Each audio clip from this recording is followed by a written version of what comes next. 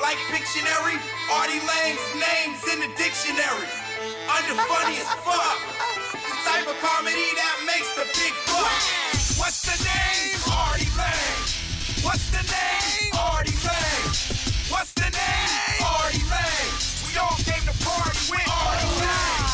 What's the name? Artie Lang. What's the name? Artie Lang. We all came to party with Are you guys really ready? Are you ready for the man?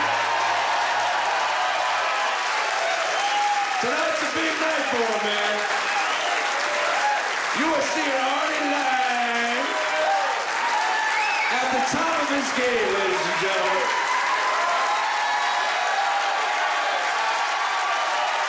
All right. A triple threat, ladies and gentlemen. Union, New Jersey's home!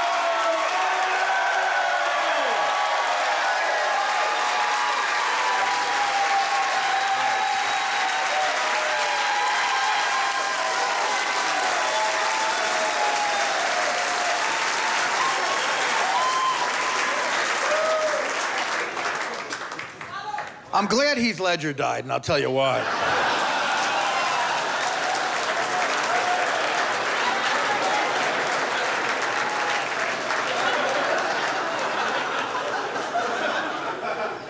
I could finally get all the movie roles I was losing out to that motherfucker. I can't tell you how many times it came between me and Heath Ledger for a part in a movie.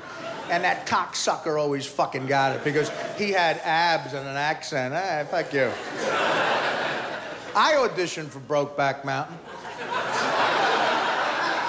I had a great audition. I fucked the shit out of Jake Gyllenhaal's ass. How's that feel, Jake? Hey, Jakey. How's that fucking feel, Jake? I improvised. I fucked his ass. I fucked his mouth. Take that cock taste back to Reese Witherspoon.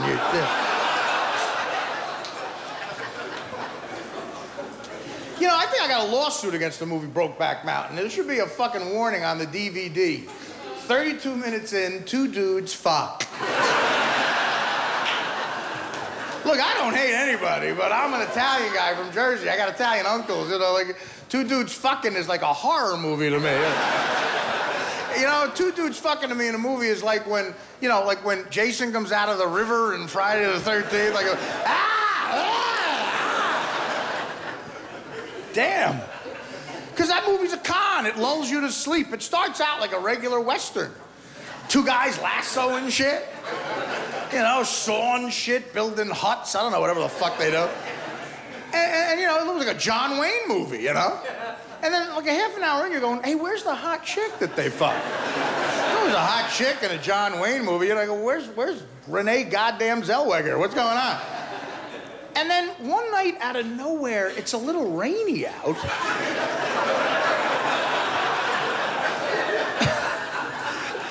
And Jake Gyllenhaal goes into Heath Ledger's tent, and in the middle of the fucking night, Heath Ledger just figures out he's a gay guy. I don't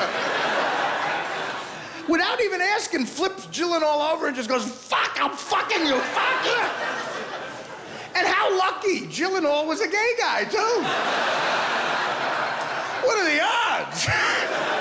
I mean, that's some bullshit. You ask a guy first. That's a little presumptuous. I don't mind two guys fucking, but if I'm the guy getting fucked, you ask me first. Bullshit.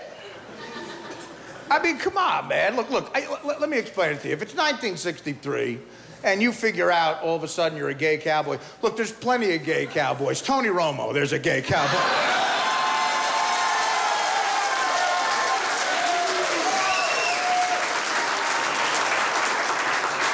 He's not, I gotta avoid a lawsuit. He's not gay. But he is fucking a fat chick.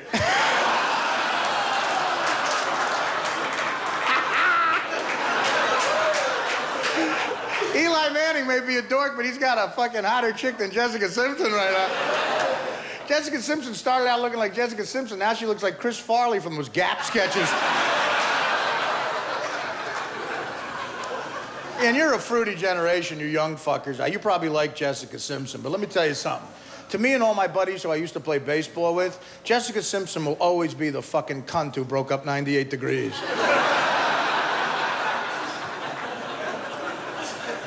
Remember 98 Degrees' first couple albums before they sold out, man?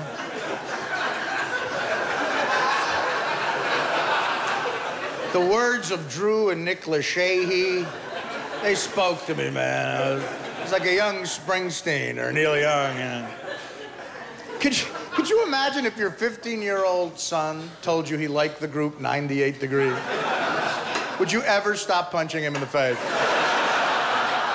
Where the fuck did I go wrong? Here's a goddamn Motorhead CD, you piece of shit. Back to the two guys fucking in Brokeback Mountain. No, seriously, I mean, it was just so presumptuous just to fuck Jake Gyllenhaal. You don't do that. If I was a director, I would have shot that movie properly, not in a rude way. It would have been polite. Like, here's how the scene should have went. Heath Ledger should have said, hey, I'm gay. And here's a dude. Flipped Gyllenhaal over and went, oh, wait, you're homosexual, right? Because if you're not, you're gonna fucking hate what I'm about to do right now.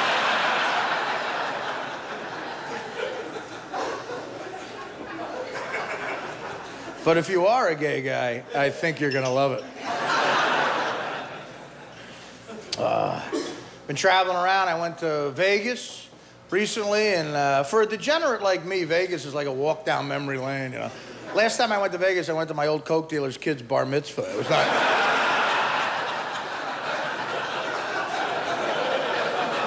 It's a good kid. He rolls a good joint real quick. The kid bitched about the cheap gift I gave him. I said, well, that's because your fucking old man overcharged me for blow for 20 years. Everything's crystal meth. Anybody here do crystal meth? Oh, it's always one dude. He'll blow you guys. He'll blow you. Crystal meth's a good drug if you need to walk to St. Louis one weekend.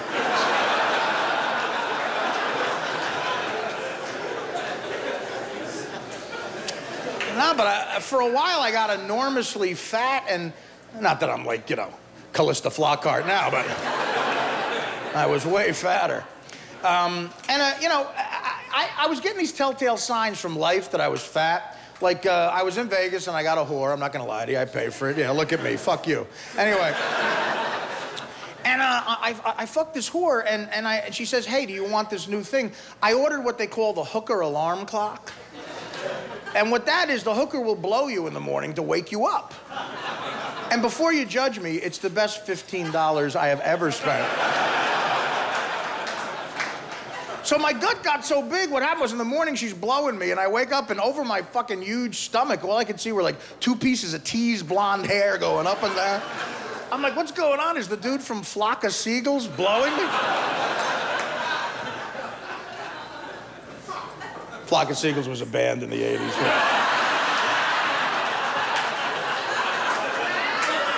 Sorry I didn't say Spencer Conrad or Lauren Pratt or something.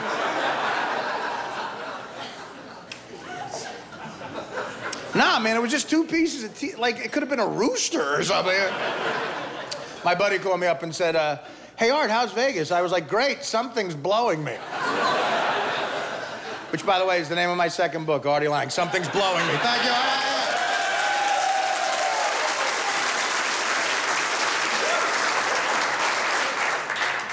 Wow, it's fun being in a nightclub drinking water.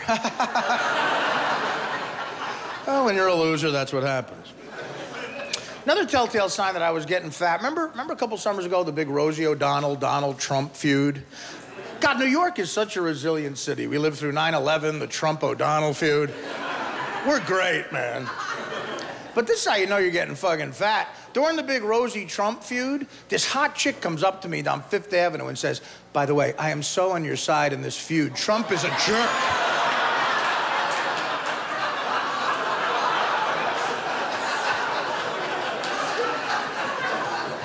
And I was gonna correct her, but she was fucking hot. Turns out both Trump and Rosie O'Donnell get better pussy than I do. I don't know what they're fighting about. No, so, you know, I'm ashamed of this, but I let her think that, and I ate her out. Somewhere in the Midwest, there's a chick working at a bank telling her coworkers that on her trip to New York City, Rosie O'Donnell ate her pussy. And she had a mustache, and she was hungry. And she kept calling a bookie about a jet score.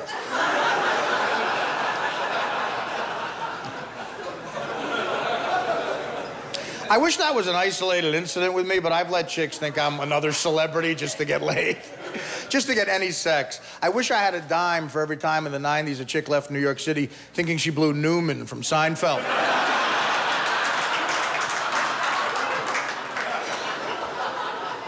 And I was a motherfucker back then. As the chick approached my dick, I'd make her go, "Hello, Newman."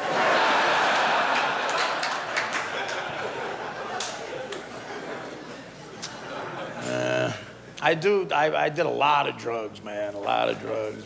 It's true. Thank you for laughing. But, I mean, it is funny. I fell asleep on the biggest radio show ever 80 times. But, I did drugs wrong. I'm the only guy who ever got fat on cocaine. I went to rehab for coke, and a black guy came up to me and said, "Damn, man, what are you pouring that shit on, cheeseburgers?" You the fattest cokehead I ever seen. That's the way black guys talked in my rehab. I went to rehab in 1888. It would have been so much fun to go to rehab in 1888, or like an AA meeting in 1888 with a black guy. That would have been fun, you know? Like, you get up to the podium and go, "Hi, I'm Artie Lang, and I'm an alcoholic." "Hello there, Artie."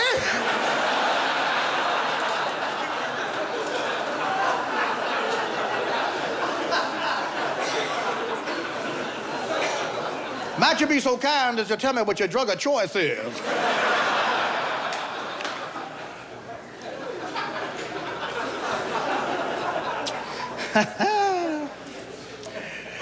Now, I've tried to figure out, why do I do drugs? When I was in high school, the anti-drug slogans were the worst. Like, just say no, that worked. Try saying no to the drug dealer on the corner of 136th and Lenox. Like, no. "Yes, bitch." Nancy Reagan said. Another big one was, hugs are better than drugs. That was actually on fucking bumper stickers. My mother used to yell that to me because she thought it would work. "Remember, Artie, hugs are better than drugs." And I believed her. I believed everything my mother said until the first time I got high at a party.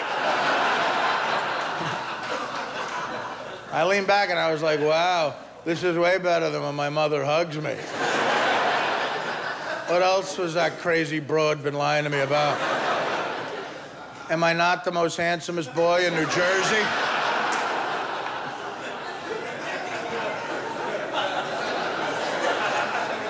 Do I not have great bone structure?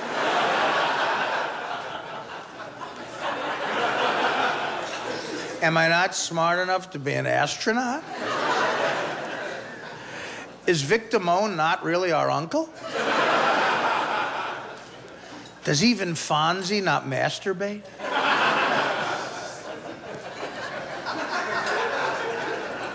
Hugs are great, but better than drugs? Come on, let's not lie. Let's not lie to the kids. Hugs are not better than drugs, and I can prove it to you. I never drove to Harlem at 4 a.m. to get somebody to hug me.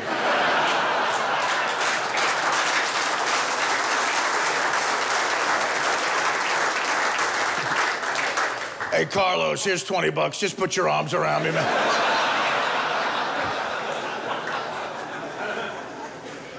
I need you tonight, Carlos. I mentioned before that I like gambling. I used to gamble on the NBA, but the NBA are a bunch of fucking hypocrites. Do you know what the NBA's motto is for kids? Stay in school. Tell that to LeBron fucking James. Hey, LeBron, screw the 90 million. Brush up on your biology. They're hypocrites. If the NBA weren't hypocrites and they really wanted to promote staying in school, at the All-Star game, instead of a slam dunk contest, hold a spelling bee for the player. Be more fun to watch, I guarantee fucking thing. What'd be more fun to watch, a basketball player dunking again, or Stephon Marbury trying to spell receipt?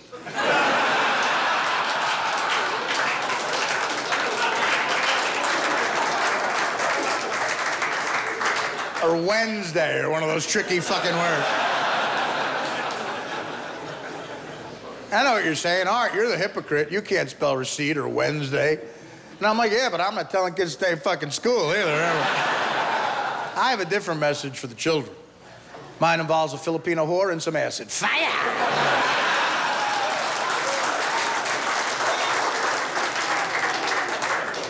I watch sports now and I get pissed. Too many good-looking guys in sports. A good-looking guy who's great at sports has everything. You know what I mean? Like, you know who I hate? Tom Brady, man. I know all you whores love him, but fuck you. He ain't fucking you. He's going through the Victoria's Secret catalog. I don't think you're in it. Tom Brady just pisses me the fuck. His life is so, like 3 fucking Super Bowl rings. He leaves one supermodel who he has a kid with. She gets pregnant, so you're not hot enough. And then he goes from one supermodel to Gisele Bündchen. So now he's fucking Gisele Bündchen, and he's like, he looks like a model. I'm not a fag, but he looks like a model. Gisele Bündchen looks like a way better model, don't get me wrong. But he's like, how much better could his life get? Like, what's gonna happen? He'll be eating out Gisele Bündchen, and he'll like find $1 million in her pussy.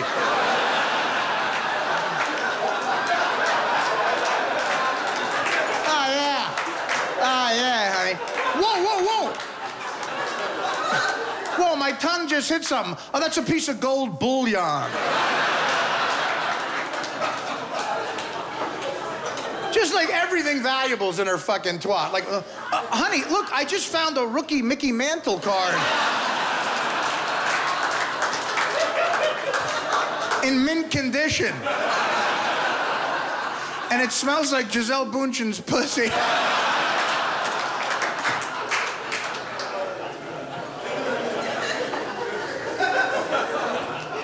That's a $5 million car. Like, what else could he find? Like, oh my God, honey, there's a Golden Globe Award in your pussy. Gisele Bündchen's like, oh, Leonardo DiCaprio must have left that there.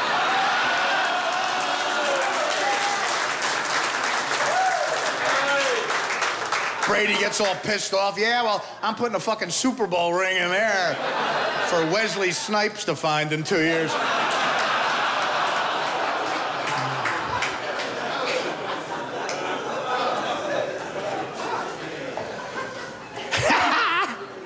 You know you're a hot guy if you could store shit in a hot chick's pussy. For me, it wouldn't be anything cool. It'd be like, I don't know, like an O'Doul's and some weed.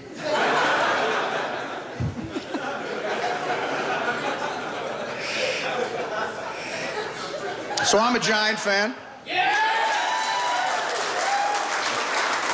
Any Jet fans here? Yeah! I'm sorry. I had an uncle who was a degenerate gambler. Surprise.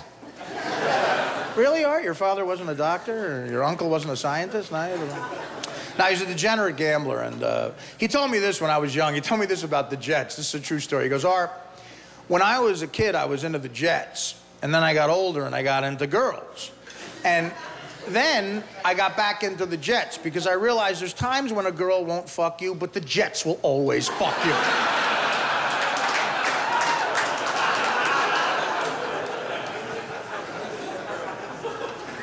The Giants are great, but the Giants are too clean cut nowadays, man. Like, Eli Manning is all right, but doesn't Eli Manning look like he's 1 chromosome away from being retarded or something? I like the Giants when they were all fucked. Like, I like Lawrence Taylor, man.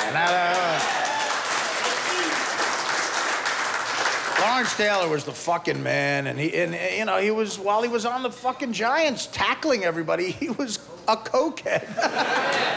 That's the greatest thing ever.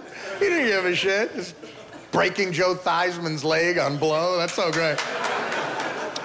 But you Yankee fans there, you might know. You know the guy Bob Shepard who used to do the Yankee games? The guy who went, now batting for the Yankees, number 2, Derek Jeter. Number 2, Derek Jeter. Shortstop. Number 2. He repeated everything, but what some of you younger people don't know is he used to do Giant games, and he would announce all the plays, defense and offense, and in the beginning, Taylor was so fucking good. He was in on every tackle. So a typical thing that Bob Shepard would say would be like, Dorsett up the middle, gain of 2, spilled by Van Pelt, Carson, and Taylor. Everything ended with N. Taylor, because he was in on every tackle. And I thought to myself, wouldn't it be funny if Bob Shepard followed Lawrence Taylor around 24/7? And just stood 5 feet from him and announced every fucking thing Taylor did. That would be a reality show. Be like, you know, now testing positive for cocaine.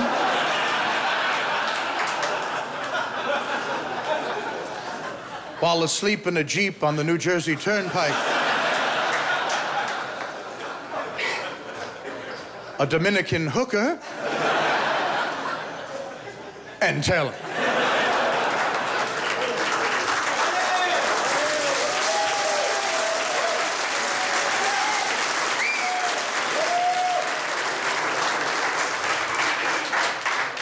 Now paying a prostitute. A coke dealer from Newark, and Taylor. Now buying the ugliest, gaudiest motherfucking earring I've ever seen, Jamie Foxx, and Taylor. And I am a hypocrite. You yelled out, Artie, like, let me tell you something. If that guy followed me around, it'd be awful. Especially for the last 5 years, it'd be like, now doing a line of heroin off a mozzarella omelet.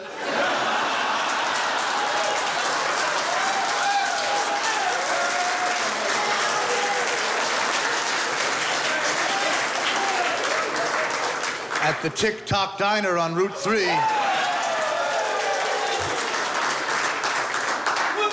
An Asian whore. Artie Lang.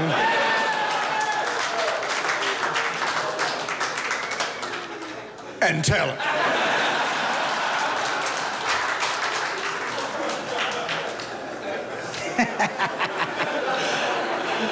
That's a good one. So I thought I had the swine flu because I slept with a pig. Nah, that's a joke. Let me tell you something. I'm famous now. I don't sleep with pigs. You should have seen me in 1992.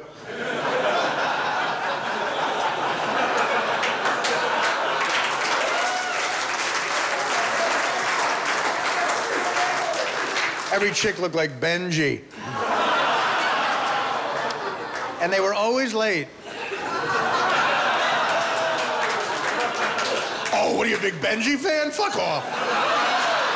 It's the one thing he's offended by. Oh. Benji's a good guy, funny motherfucker. Great kisser. Anyway. Now, let me tell you something. Here's how I feel about the swine flu. The swine flu fucking sucks. And let me tell you my thoughts on this. I hate when things leave Mexico.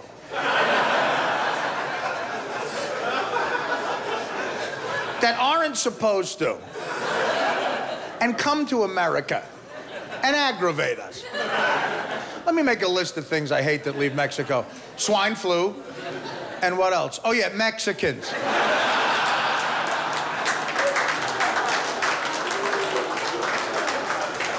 Unless they have papers or they're Selma Hayek, I don't give a shit. There's some things that leave Mexico that I like cocaine. I have a friend in the Ku Klux Klan. Okay, it's me. No, on the Howard Stern show, we have Daniel Carver, the KKK guy. You know, he's a racist, and I hate him for it, but God, is he funny. And this is a true story. One time on the air, this is the funniest thing that fucker ever said. One time on the air, he goes, Howard, someday the Mexicans are going to outnumber the humans.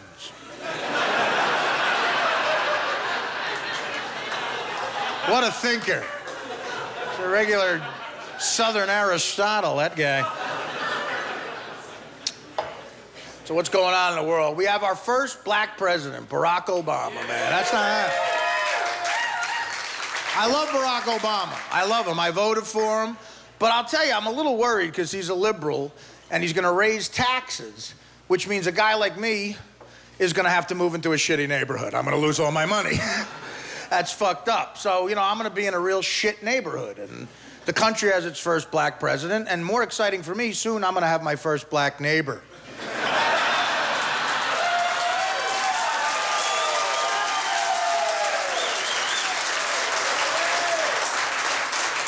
We're gonna get offensive tonight. Now, you know what? I voted for Barack, and I'm so glad he beat Hillary Clinton, that lying bitch. They're all liars. I really wanted Barack to beat Hillary Clinton. As a matter of fact, I hadn't rooted for a black man to beat a white woman that badly since Dennis Rodman was dating Madonna. So everybody's against gay marriages, gay weddings. Why is everyone in the government all of a sudden against gay weddings? Has anyone here ever been to a fucking wedding that hasn't been gay? They're all fucking gay, man.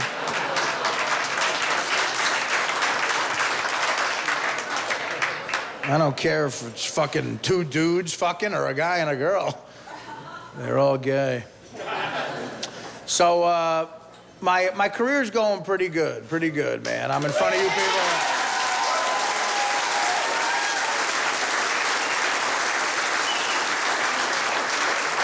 I thought to myself, what would happen if they asked me to host the Oscars, man?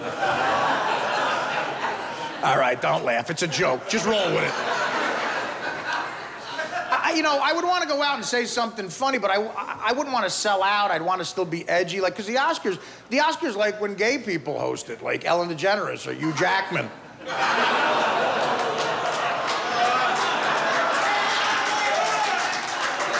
I'm sorry, Ellen's not gay. Stop it. Neither is Hugh Jackman. My lawyer can check that off. No, but I would want to come out. Tell me, if I ever hosted the Oscars, all right? This would be my first joke. Tell me if it's a little too edgy. Hey, it's great to be here. What a big night. The Oscars, every big celebrity's here. Earlier, I saw Tom Cruise and Katie Holmes, and they were kissing on the lips, and I yelled out, "Hey, Katie, how does John Travolta's cock taste?"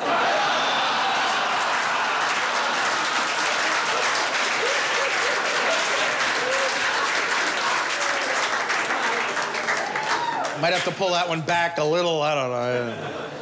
Tom Cruise says he isn't gay, so I guess he isn't gay, but he'll sue you, that fuck, But, if he was gay, I have a theory on why he's gay. It's a little grotesque, but hear me out on this. You know that annoying energy that Tom Cruise has? Like, yeah.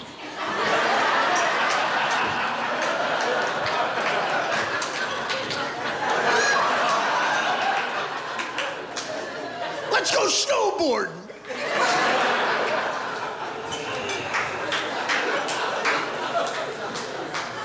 My theory is cum, jizz, when you ingest it, gives you energy.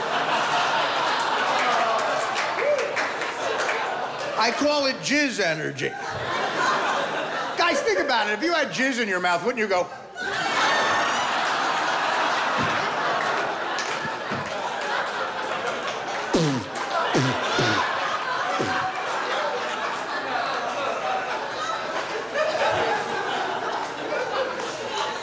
Motherfucker's all excited about He's jumping on Oprah's couch because he's fucking Katie Holmes. Yeah, I'm fucking Katie Holmes. I should be fucking Katie Holmes. For Tom Cruise, Katie Holmes should be like a distant memory of a blowjob he got on the set of Risky Business 1,000 fucking years ago. Fuck, man. Jumping on couches because he's fucking a chick. All I'm saying is, Tom, look, when you get to the end zone, act like you've been there before, motherfucker.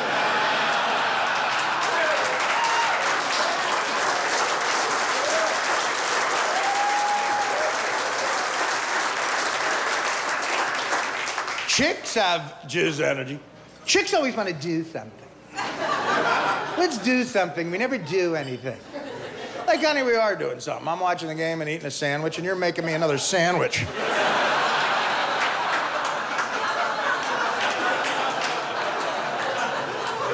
Your dream boat has docked.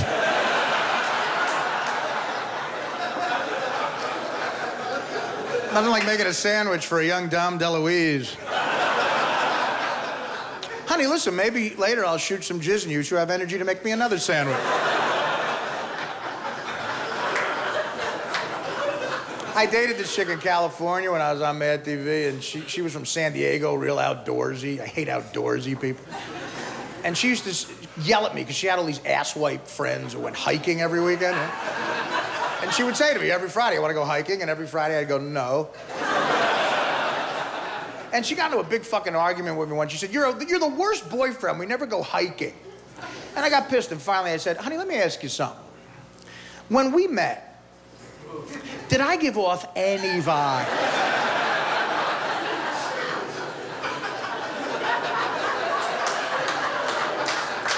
Like I might ever in a million fucking years go hiking with you and your dick lick friends.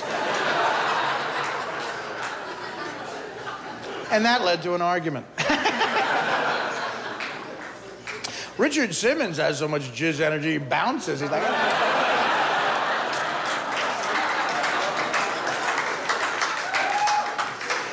"Here, take a meal card. Here, take my fist."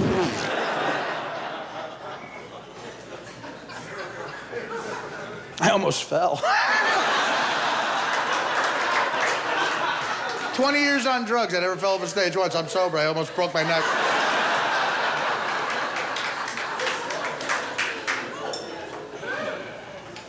Pussy makes you lazy. I'm a fucking man. Thank you for clapping, sweetie.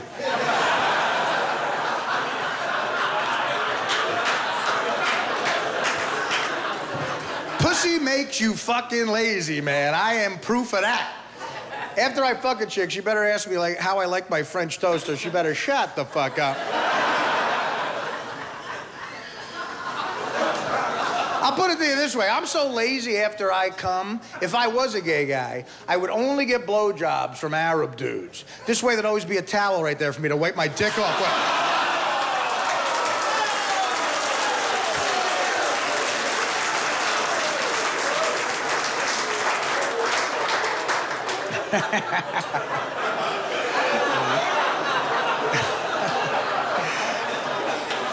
You guys ain't at a Dane Cook show.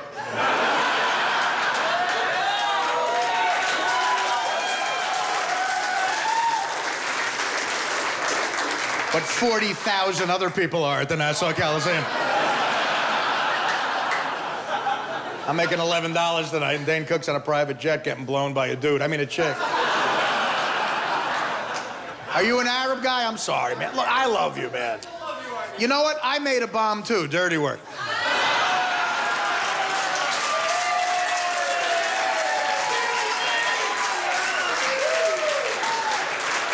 How about a hand for the great Norm Macdonald? Come on.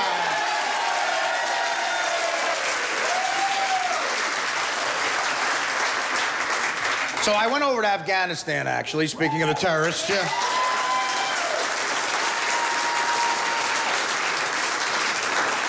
I went over there and I did stand up for the troops, and they're good men and women, man. They are. They're all right, yeah.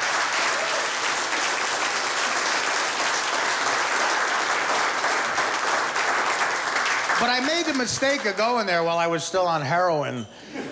And Afghanistan is the start of the heroin trail. Guys, it's fresh heroin. And I've never done fresh heroin. I always get the shit that's smuggled into the city. And I'm looking at the fucking mountain while I'm on stage. I'm like, wow, all that fresh heroin's right there, man. I would love to do some fresh heroines, not the smuggled shit. Let me put it to you this way. I would love to do some heroin that a Colombian girl didn't shit out in the Bronx at gunpoint.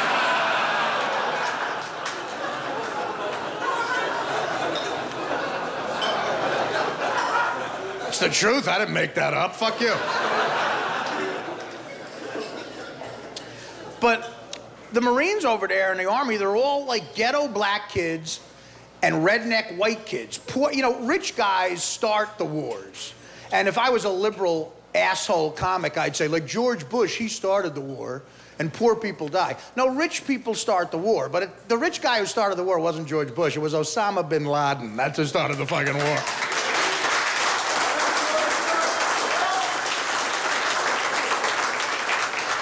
Bush tried to finish it, but he's a retard. So.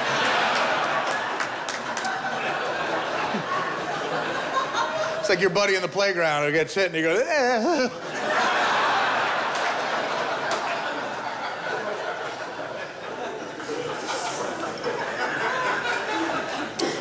But, yeah, so, you know, I mean, I was over there, and Martin Luther King would love the Army. I mean, really, it's all poor black kids and poor white kids working together towards the same goal. Let me describe our Army over in the Middle East right now. It's black people and white people getting together, trying to kill brown people.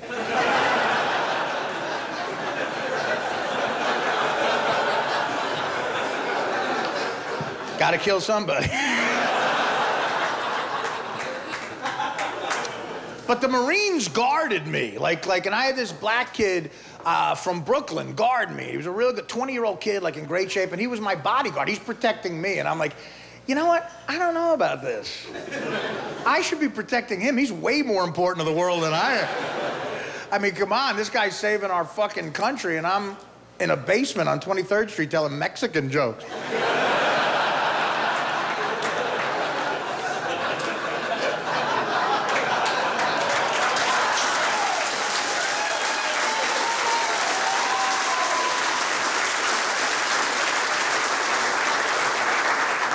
I should be taking the bullet for him, man.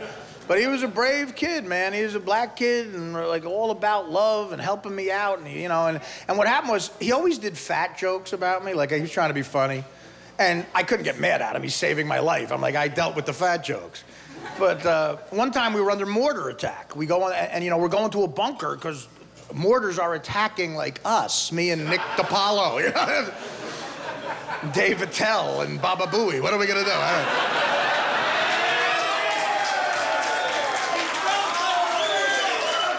Yeah, we were in trouble. We were getting mortar attacked, so we gave Gary a grenade to throw, and he hit.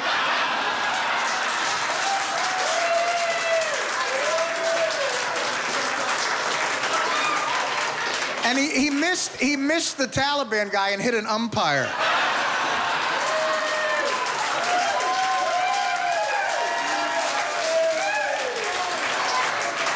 What an umpire was doing in Afghanistan, I have no idea.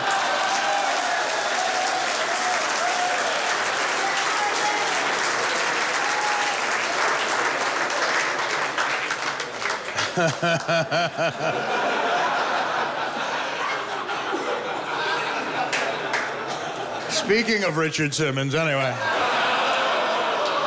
Fuck you! Pussies. Kidding, I love you all.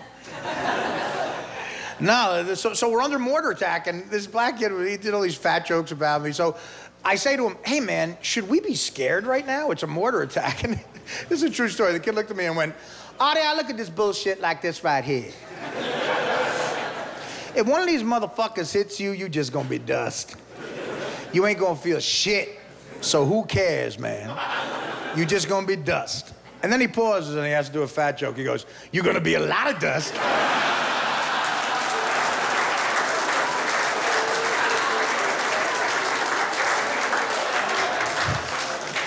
And I gotta clean that shit up, so have an apple, motherfucker.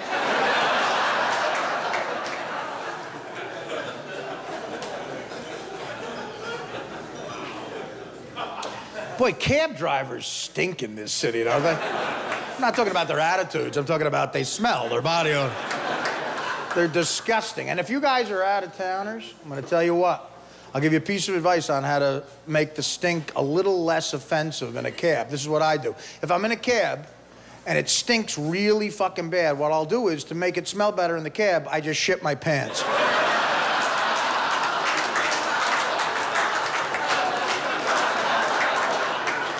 So the lesson is,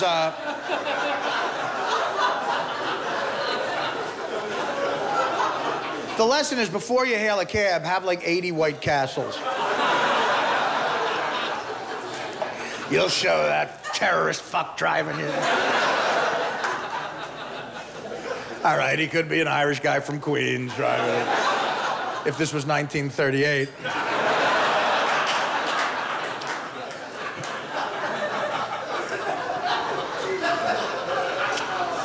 You know, I'm a little bit of an out of control guy, but I'll tell you, man, out of control people to me are the funniest people. You know who the funniest guy is in the last 20 years? It ain't Jim Carrey, it ain't Eddie Murphy, it's Mike Tyson, let's face it. Mike Tyson tattooed his face, that means your life is over. You tattoo your face, you have checked, I don't give a fuck anymore on myself. Okay? And I've said this before, Tyson's gonna go crazy and just start raping and killing shit. Like, I passed by a mailbox and I fucked the shit. Fucking mailbox was fucking with me and I fucked the mailbox. Then I passed by a 1973 Buick Skylark saying, fucking with me, fuck you, Skylark. Motherfucker, I picked it up, I hit Desiree Washington in the head with it. I passed by the fucking post office and the post office was fucking with me. I thought, oh, pussy and post offices are fucking with me. I'm crazy, I'm crazy. I said to the postman, I'll fuck you till you love me, motherfucker.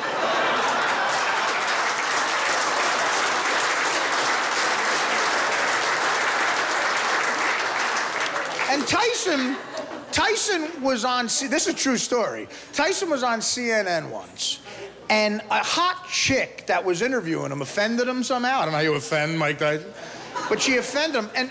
And by the way, does every fucking chick on the news have to be smoking hot now? I'm all for hot chicks, but there's got to be a time when guys don't think about pussy, man.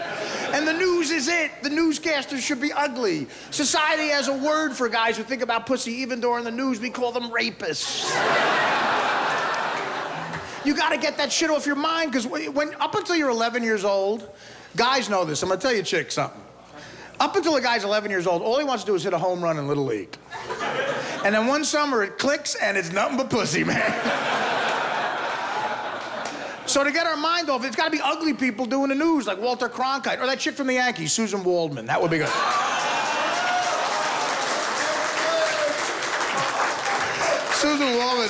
Susan Waldman, this is a true story, man.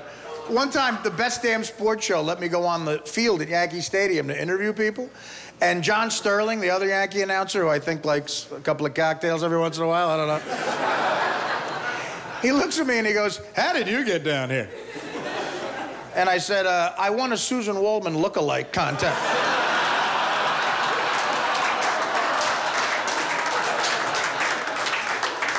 And I thought he was gonna get mad.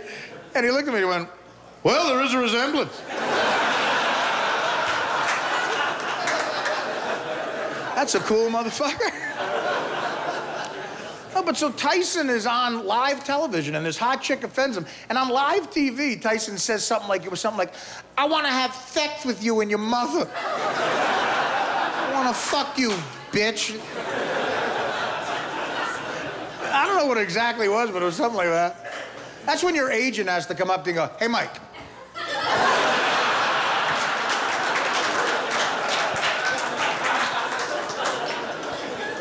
Fuck that bitch, I want to fuck her. That's illegal, Mike, unless she says yes.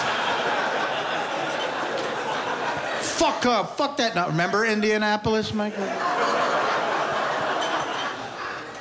It's my last performance because Mike Tyson is going to kill me, dude.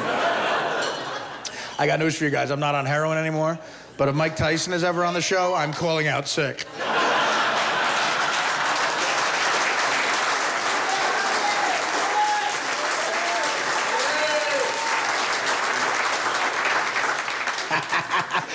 And if I am in there, Howard's gonna go like, hey, Artie does an impression of you, Mike. I'm like, no, I don't.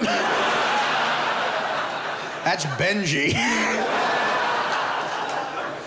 Fuck you, Benji. I'll fuck your ass. Fat ass Uncle Fester looking fuck, Benji. Fucking Benji. You can probably see that Tyson shit on YouTube. I fucking hate YouTube, man. For a guy who fucks up all the time like me, like for the last 20 years, I've been doing really dark shit.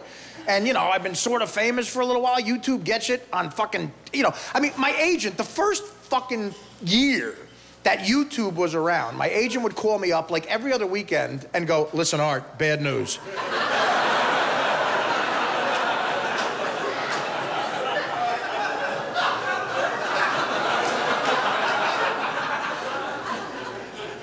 I'm like, what happened? Did Bromance get canceled? No.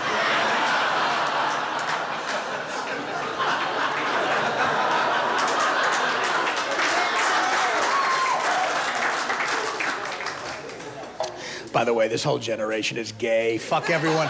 Fuck everyone on the hills. Fuck every one of them. I hope they die.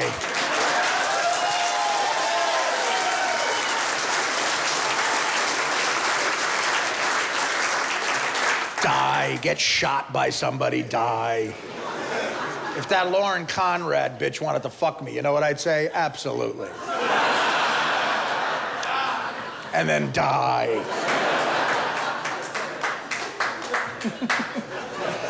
A lot of people say you don't have energy after you fuck, but all the girls I'm with have just enough energy to throw up. And then ask me for $500.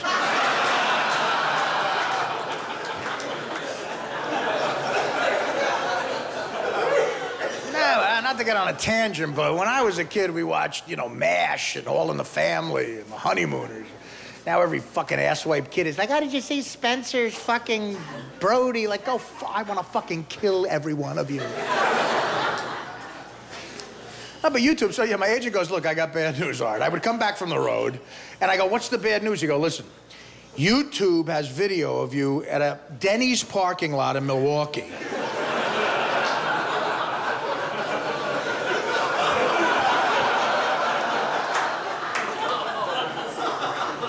Could that have been you, Art? Go on.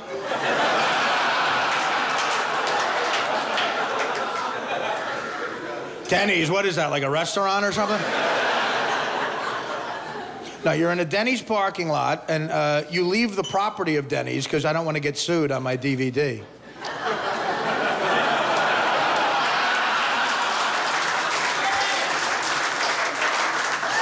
I'm pretending this is a phone, like you don't get them on the phone. Like a mime now. No, so I go to an empty lot that no one owns.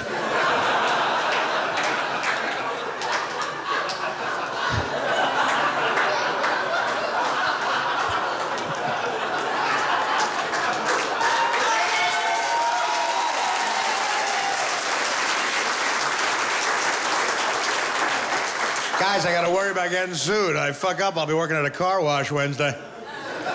Come in, by the way, I'll detail it and everything. No, but he goes, so listen, there's video of you, you're in Milwaukee, and you're calling a 12-year-old black drug dealer the N-word. We need a comment from you. And I was like, oh, look, it's easy. His prices were fucking outrageous.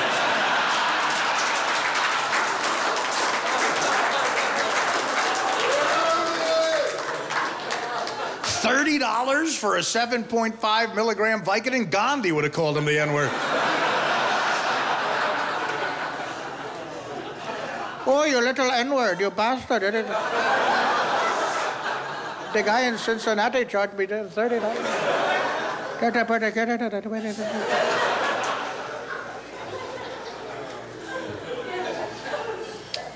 So, everybody knows everything about your life when you're on the radio. That's kind of fucked up. Like, you know when you break up with somebody, when you're on heroin.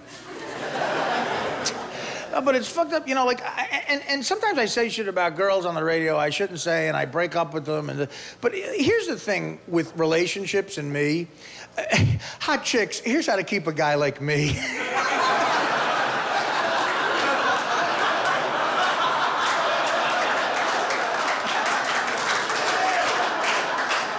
Get out your black book or berry or whatever and text some cunt friend of yours. Artie said cunt, I got annoyed. We went over to Sound Factory and blew a guy. No, but here's, you know, chicks, here's some advice. Don't try to inject yourself into guys' activities. We don't give a fuck what you do when you're, like, I don't know what chicks do when they're alone, like sit-ups or something. I don't know what you do. Hook rugs, I don't give a fuck.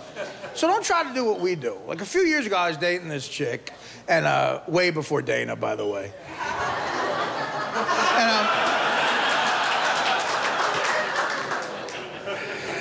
don't fuck with Dana. Dana's a tough motherfucker. But no, this chick wanted to come with me to Las Vegas to watch the Super Bowl. Now, I was going with my guy friends, you know. I'm going to Vegas to watch the Super Bowl, you know. But she goes, listen, me and my mother want to put in a real live bet at like a sports book in Vegas. Could you call us like a half an hour before the game? And I'm like, all right. Now, I don't know about you guys, but if I'm in Las Vegas and I got to call a chick a half an hour before the Super Bowl, I got a whole checklist of shit I got to do. First, I got to take the Eastern European hooker off my cock.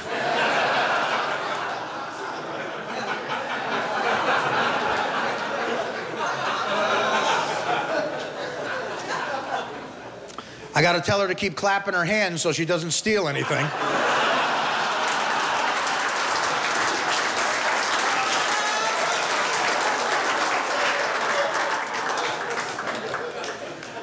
Guys, it's a conversation you have to have. They rob, they steal.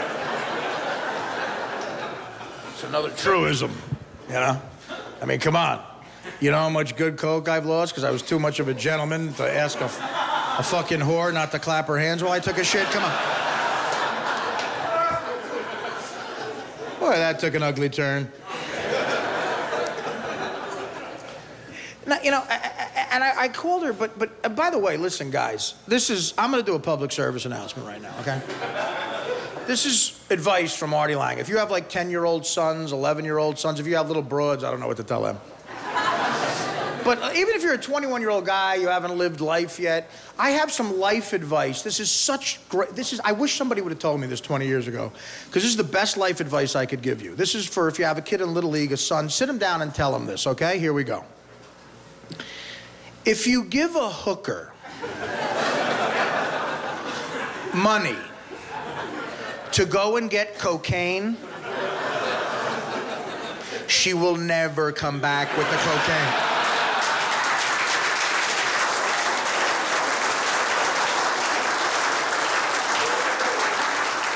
I'm gonna say that again slowly. If you give a hooker money to go and get cocaine, she will never come back. Fucking cocaine. Guys, some things in life are not 100%. I am like 40 for 40 on this.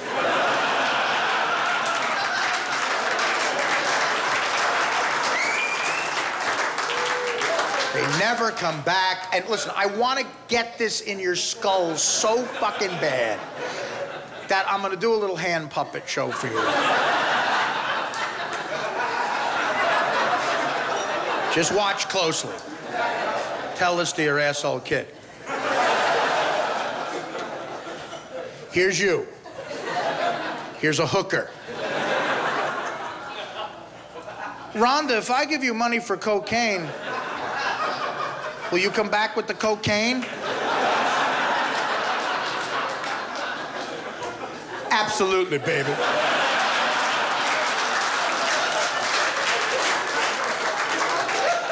All right, she could be Puerto Rican. Absolutely, baby.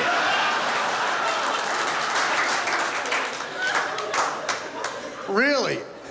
Absolutely, baby. How long will you be? 20 minutes, baby. You would never lie to me, right? Of course not. 20 minutes, baby. Do I really have the biggest dick you've ever seen? 20 minutes, baby. All right, Rhonda, here. Here's the money. See you later, baby. No, on the cheek.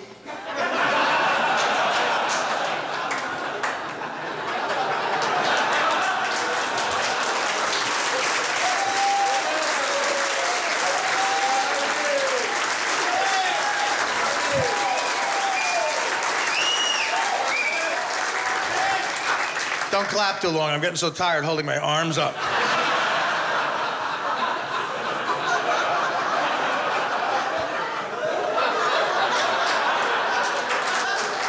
fuck you.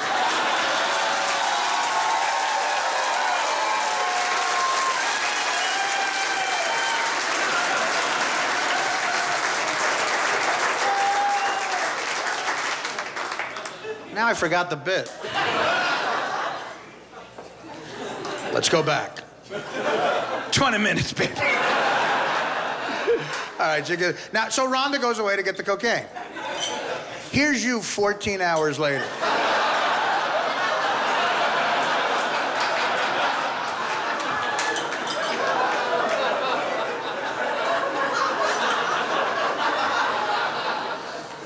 Where's Rhonda? With the cocaine. I'm watching Biography on A&E. And it's about Fleetwood Mac, so I want cocaine. Ooh, look what's next, Richard Pryor. Richard Pryor was a black guy who did a lot of cocaine.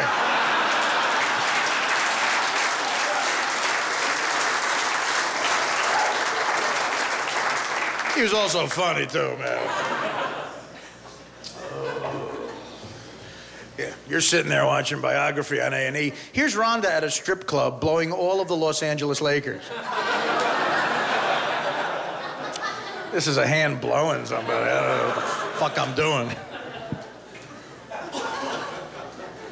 No, so I call my girlfriend back. It's a half an hour before the Super Bowl, and this is a true story. She goes, listen, we decided, me and my mother decided we want to put $50 on the over. I taught her what the under-over was, you know, the total amount of points in the game. And she's like, please, please. I'm like, all right, honey, I'll put $50 in on the over. So call me back when you get it. So I hang up. And look, I have a reputation as a degenerate. I'm not going to put in a $50 bet. So what happens was, I wait 15 minutes, I get another Hummer, and I call her back. I go, honey, it's Vegas, man.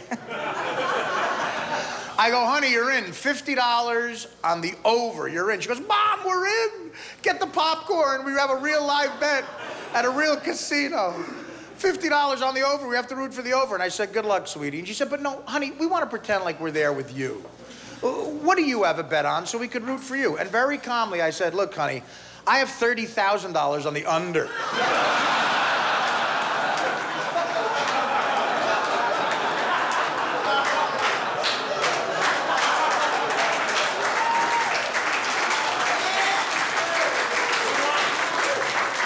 So good luck to you and your bitch mother. Anyway.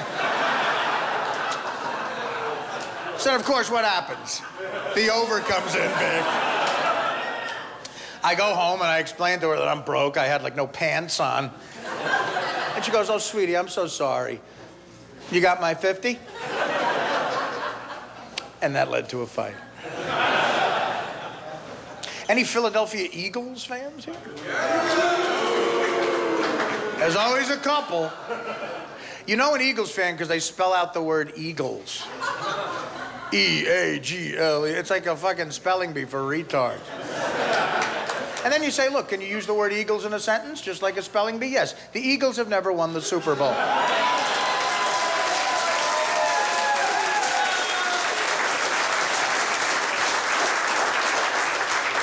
But say what you want about Eagle fans. An Eagle fan said the funniest thing in the history of television. History of television. The Eagle fans were such drunken fucking lunatics that in the old place where they played, the Vet, they put a working judge in the basement. This was like 1993. So if you were drunk off your ass and being like an asshole, which happened a lot, they took you to see a judge while you were still fucking drunk. And he was like a real badass guy, you know. So the first kid this happened to, it made big news. They put it on television. And the kid gets in front of the fucking judge, and he's so drunk that he's doing that thing where you're moving forwards and backwards at the same time. Like...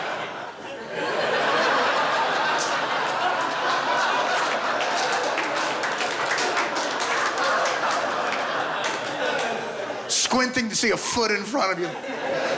Is that a judge? Or my girlfriend?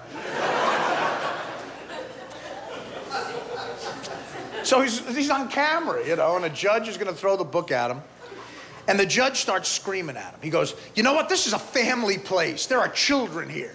I have a good mind to throw the book at you, man. I'm gonna make, you know what? I'm gonna make an example out of you. I'm gonna throw the book at you, I'm gonna give you a big fine, but I'm gonna give you a chance to say one thing in open court to redeem yourself. Think about it very carefully, son, because based on what you say, I'm gonna give you a sentence. Fine, jail time. What do you have to say in open court? And this fucking kid, I'm telling you what, if I ever see him, I'm gonna buy him drinks all night because he said the funniest fucking thing you could have said. Facing jail time, a big fine, this drunk Eagles fan looked at the judge and said, Troy Aikman's a fag.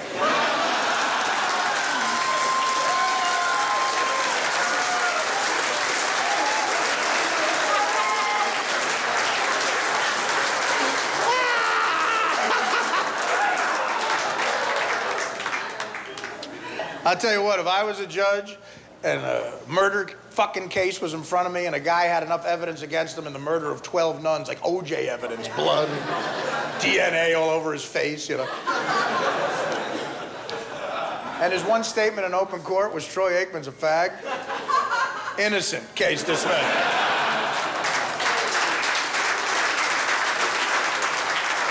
By the way, Troy Aikman's not a fag. Check it off. No one's a fag anymore. No one's a wop. No one's a guinea. No one's anything. They're all something American. Fuck you. Kids nowadays, when they go buy fireworks on Canal Street, have to buy African American chasers.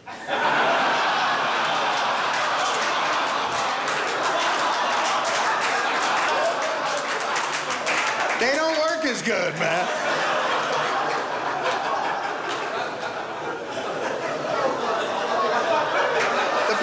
Laughing, thank God.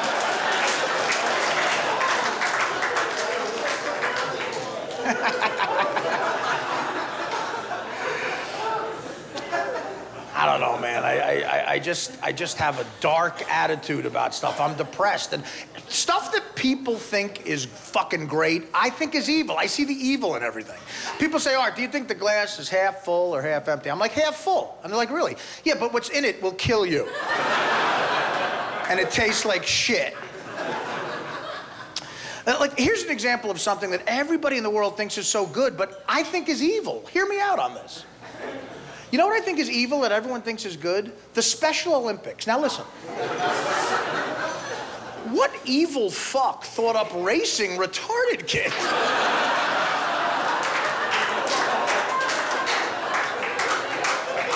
What are they, frogs at a college bar? And the most evil bastard is the guy who does the commercials for the Special Olympics. The commercials for the Special Olympics, I mean, nobody cares about anything but winners in this country. Nobody gives a fuck about the losers. So the commercial for the Special Olympics, it only shows the kid who comes in first. And of course, he's happy, he's a winner. He crosses the finish line like, yeah!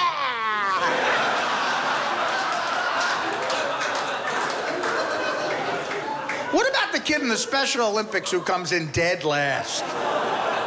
Think about that kid. That kid's retarded. Plus, he's the slowest retarded kid there.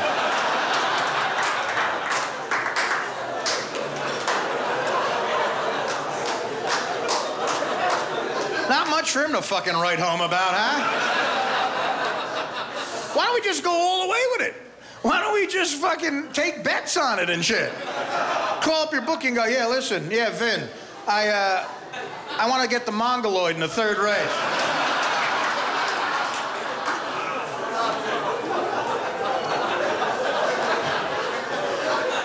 Your bookie's like, nah, he's been scratched for medical reasons. Yeah, it's fucked up. He woke up this morning and ate his own shit.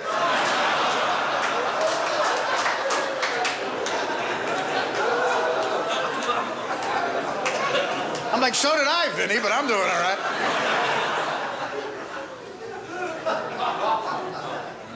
So it's good being a Giant fan now because the Cowboys suck. And how great is it? The Cowboys suck, and like a present from the white trash god, the Cowboys have a quarterback whose last name rhymes with homo. Oh, my God. That would be like if everybody on the Red Sox last name was Gasshole or something. You could say Tony Homo on angel dust. I know I've tried it, like Tony Homo. I did.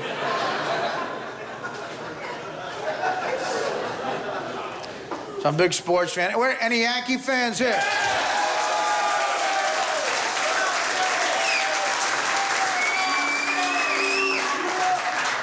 Any Met fans in the gay section?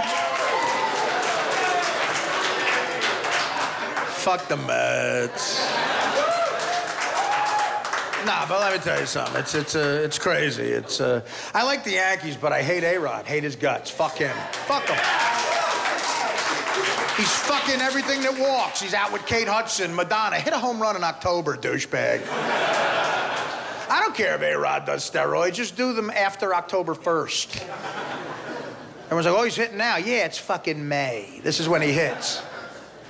You know, A-Rod is not a clutch player, man. He's not a clutch fucking player. And he's not. And he complains about the New York press. He's like, oh, you know, I was going out with a girl. I happen to be married. And they give me shit about it, you know. Like, and, you know, no, Babe Ruth fucked everything that walked when he was married. We didn't care because he got big hits in October, man.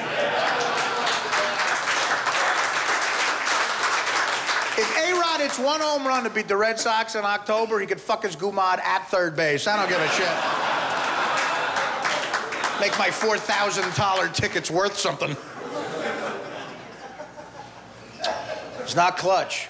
But he wants to be like Babe Ruth. That's why he wears number 13, because it has a 3 on it. That's a true story. He wants to be like Babe Ruth. And people don't realize this. He's a lot like Babe Ruth. Before the playoffs a couple of years ago, A-Rod went to a hospital and promised a dying kid that he'd ground out to second for him.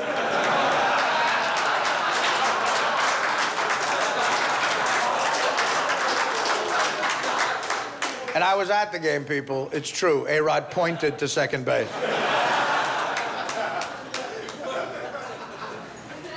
Did you guys hear me and Norm telling Bob Uecker stories on the show?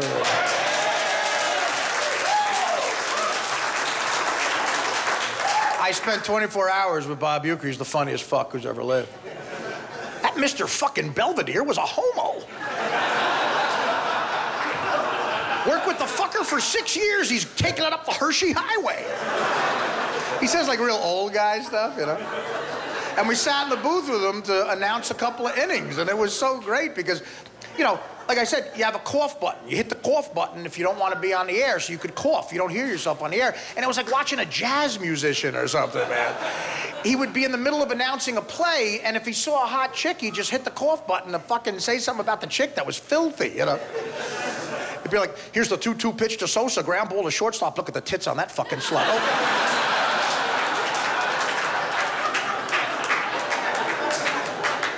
Over to first base, 2 down. But then he would say real old guy stuff, you know, like about chicks. Like, here's a fly ball to center field. Boy, I'd like to get with that trollop. 3 outs.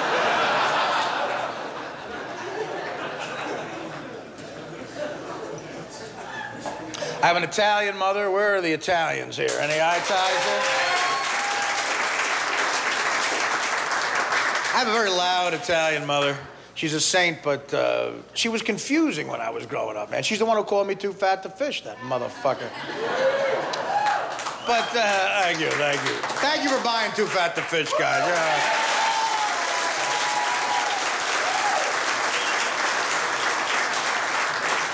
Now my illegitimate son, who's half Filipino in Vegas, can go to community college.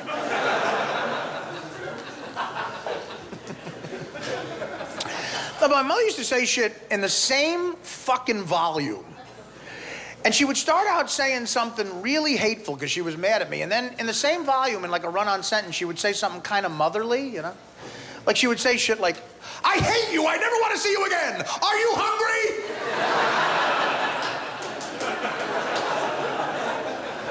Get out of this house and never come back. There are chicken cutlets in the refrigerator.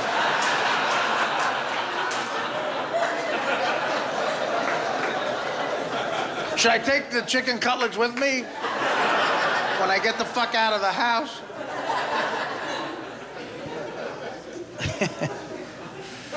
I love my mom. I love my sister Stacy. They saved my life. 2 good people.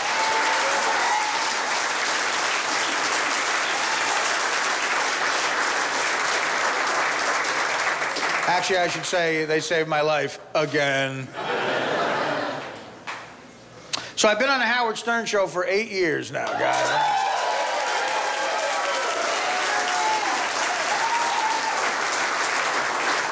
And Howard's the best. It really is the greatest show ever, man. Howard created the greatest show of all time. And it's an honor to be there. A lot of people say to me, Art, what's a really good inside story about the show? And I have a great one. This is one of my favorite things that happened on the show. I like guests that are smart and funny and get the show. That's why one of my favorite guests of all time is the great Chris Rock. We all love Chris Rock. So, about 7 years ago, we were still on terrestrial radio, whatever the fuck that means. K-Rock, that's where we were. And Chris Rock was on the show. And Rock, he's as smart as Howard, he's as funny as Howard, he just gets how the show works. He's a brilliant comedic mind. And that's why, like, Howard can't get anything over on him. He's a fan and he listens to the show. So a great fucking thing happened. Howard does a half-hour interview with Rock. As usual, Rock is great. It's an awesome interview. And then Howard says, hey, Chris, why don't we go to the phones and see what the fans want to say to you? So Chris, who knows how the show works, goes, here's where I get called a nigger.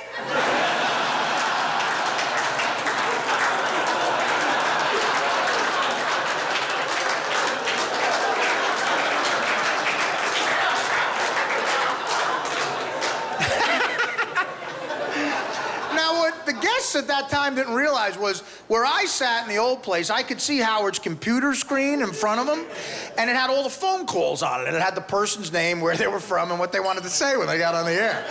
Howard could see it, I could see it, but the guests couldn't see it. So after Rock goes, here's where I get called a nigger, I look at Howard's computer screens, and I swear to God, these are the first 3 phone calls.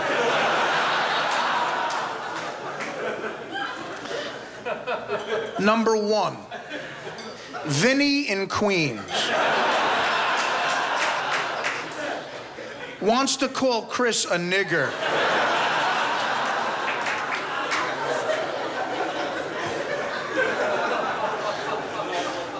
Number 2,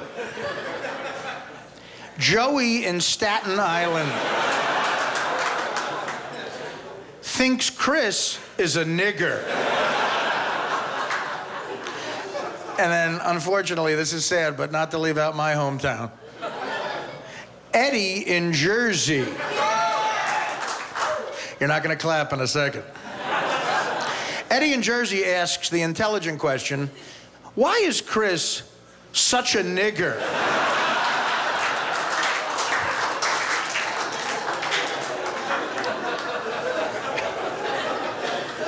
And the 4th one wanted to call me fat in case he gay. So after that happens, and Rock says, here's where I get called a nigger, Howard looks at the phone calls, and this is what's so great about Howard. This is why he's the best ever. He looks at Rock and he goes, oh, come on, Chris, I would never do that to you.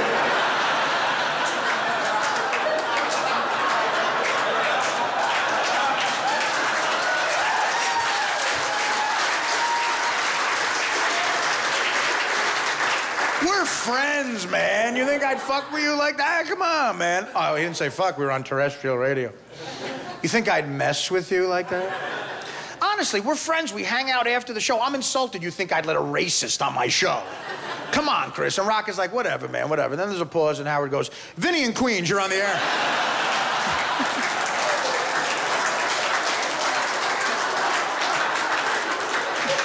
It ain't The View, man. It's the Howard Stern Show, by the way.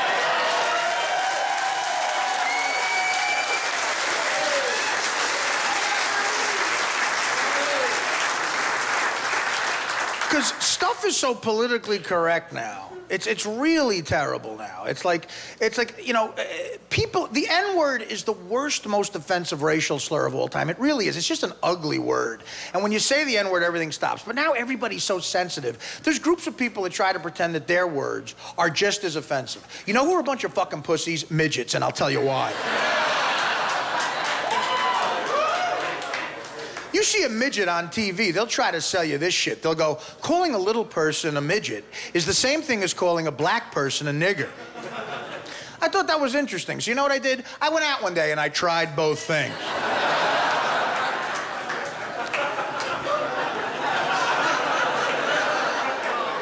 Just to see if they're the same.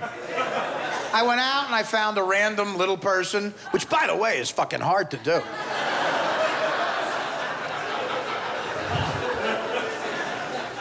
I found a random little person and I said, hey, midget. And then I found a random black guy, which is much easier.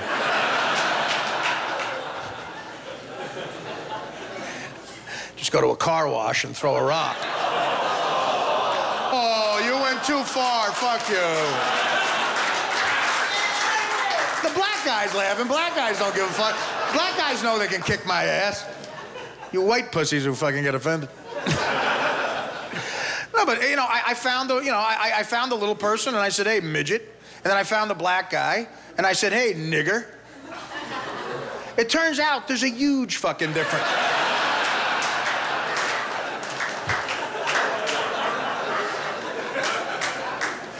One will get you smacked in the shin.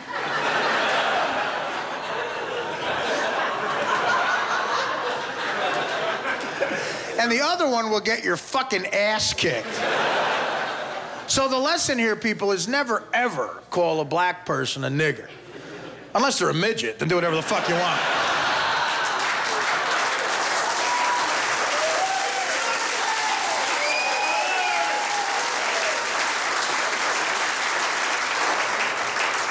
Political correctness is running amok. Even kid shows are politically correct now. I've said this before. You know, on Sesame Street a few years ago, they tried to add a puppet with AIDS? In other countries, to teach kids about AIDS, they put a puppet on Sesame Street with AIDS. In America, we said no, and they were like, why? And we said, well, maybe because we don't want to depress the living shit out of 4-year-old fucking kids. Could they have a little time to figure out that life doesn't completely blow? A puppet on Sesame Street with AIDS?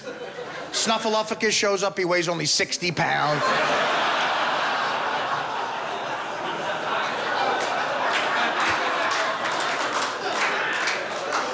You're a big Sesame Street fan, man? We'll make it romper room. Now, Snuffleupagus is all thin. He's got legions all over his body. That's fun for your 4-year-old to watch. Big Bird's like, what's the matter, Snuff?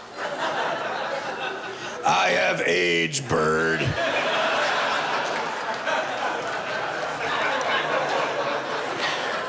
Shared a needle with Mr. Hooper, Bird.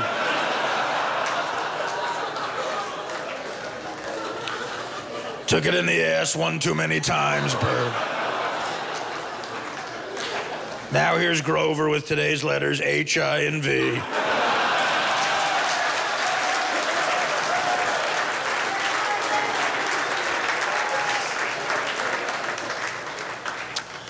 There's some religious freaks who think God sent AIDS here to destroy the world, like he used to send fire and water. But I'll tell you, if they're right, we really can't blame God for AIDS, man. I'll tell you why. Look, believe me, you know, people think I have an attitude. I don't want anybody to die. I love everybody. I want everybody to be healthy and everything. But AIDS is a fucked up thing, and we got to figure it out. And there's some religious freaks who think that AIDS is like, you know, because we're sinning, God sent it here. And we really can't blame God because it's not right.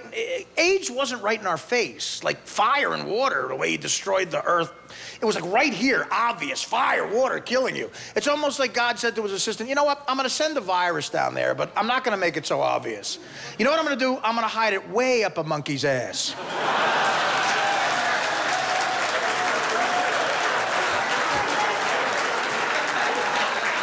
Way up a fucking monkey's ass. They'll never find it, man. So God puts AIDS way up a monkey's ass, and then what happens? A goddamn horny African fucks a monkey, and now I can't shoot heroin while I'm getting ass fucked in Haiti.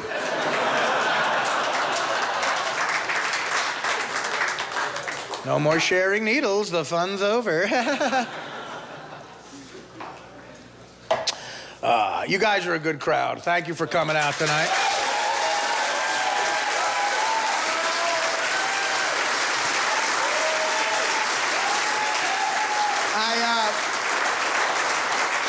I'll end by saying this, you know, I graduated from high school in 1985. Actually, I had to go to summer school. It was August of 1985. But rap music was just coming into play. Like, it was all Schooly D and Run DMC and shit. And we would all be like in the smoking lounge, and all the white kids weren't hip. We'd still have like Blue Oyster Cult shirts on, you know, like smoking a cigarette. And black people are so innovative. They're just creative. Like one day black people were like, fuck this, we're changing music, you know. And one day they showed up in the smoking lounge, and all the black kids were in a circle, and they were breakdancing. And they had a boombox, and it was like, you know, like White Castle fries only come in one size, you know. My Adidas, you know. It's Christmas time in Hollis, Queens. Mom's cooking up the collard greens, you know. You're like, damn, that's better than listening to Rush for the 8,000th time. And they were real, like funky and stuff, and they start breakdancing, but I used to like to fuck with everybody. So everybody in the smoking lounge had to go to office detention. We all had to go to office detention. I used to try to figure out ways to make all the kids late for office detention. So I figured I'd breakdance, but only learn the beginning part. You know when you're in a circle and you're breakdancing, it comes to a guy, and you can't leave the circle until the fucking guy goes down and breaks, you know? You can't leave while he's doing the intro. So to make everybody late, I'd get in the circle, and my buddy Lorenzo, this black kid, would let me in the circle, and when it came to me my turn, for 35 minutes, all I would do was this.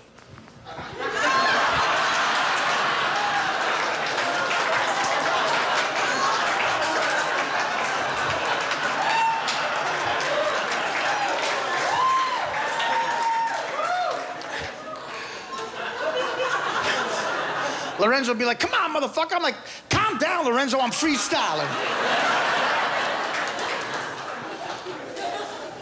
I'm out of breath from that now. Why, I'm out of breath. Why? You guys are evil motherfuckers with that wham, man. If I ever died, you'd show up to my funeral and go up to my mother, wham, my fat son died, wham.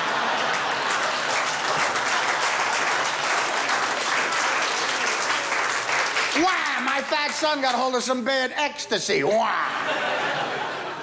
Mrs. Lang, can I get a picture with you? Guys, I want to thank you all for coming tonight. First of all.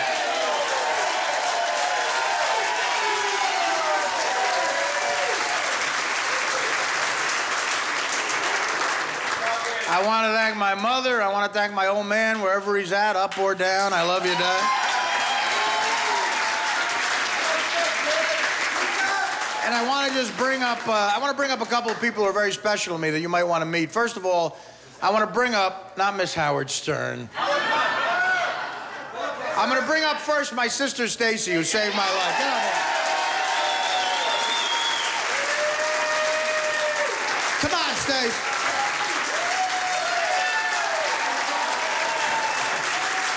I love you.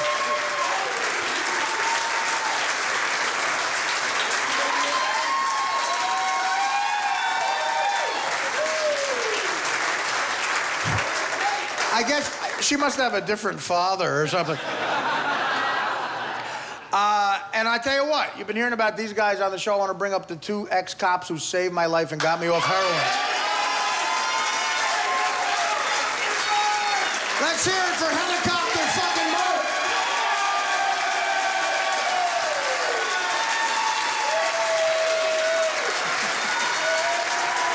I love you, baby.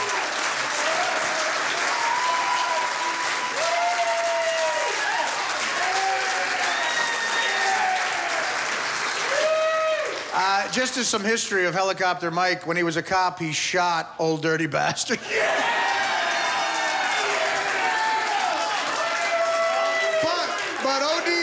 But ODB shot at him first. I want to bring up another guy who is a great friend of mine, the other guy who helped me fucking get my life together and get off the shit, Joe the Cop Lochran. Joe, get up here. I love you, brother.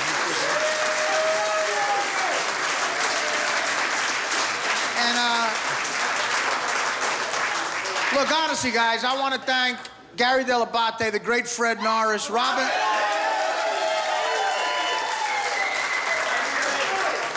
Quivers, and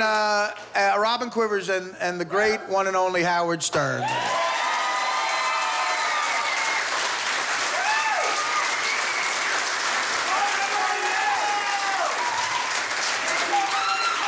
I want to thank Gotham Comedy Club and Chris Mazzilli, the owner, for letting me do this tonight.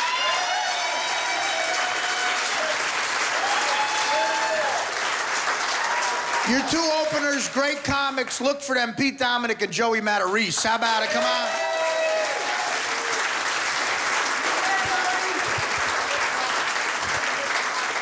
But most of all, guys, honestly, I want to thank you all. The Howard Stern fans have been so nice to me. You guys are like best friends I never met. I love you, motherfuckers.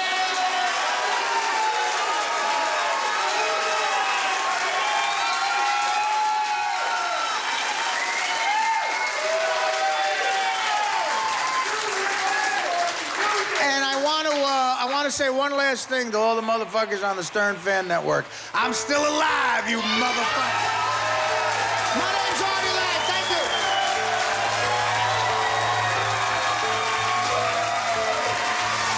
What's the name? Artie Lang. What's the name? Artie Lang. What's the name? Artie Lang.